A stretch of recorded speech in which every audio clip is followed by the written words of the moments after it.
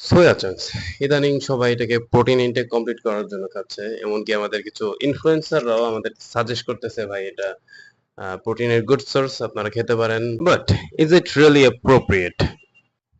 Plant ফুডের ভিতরে সব থেকে বেশি অ্যান্টি নিউট্রিয়েন্টস থাকে হচ্ছে আমাদের এই সোয়া চাংসে, যা কুকিং থেকেও রিডিউস হয় না। আর এটা আমাদের ইনফ্লুয়েন্সাররা ডেইলি খাইতেছে প্রোটিন ইনটেক কমপ্লিট করার জন্য এবং সবাইকে সাজেস্ট করতেছে। প্রোটিনের সোর্স হিসেবে আপনি আরো অনেক কিছু খেতে পারেন, যেমন ডিম, দুধ, চিকেন, মাছ, মাংস, এগুলো সবকিছু আপনি খেতে পারেন এবং শাকসবজিও খেতে পারেন। একটা হেলদি বডি আর একটা ভালো ফিজিক, এটা কিন্তু সেম না। সো আপনারা সবাই চেষ্টা করবেন যাতে ভালো খাবার খেয়ে যাতে আমাদের বডিটাকে আমরা বানাইতে পারি। আমরা এইসব উল্টাপাল্টা খাবার আমাদের না খাওয়াটাই আমাদের ভালো।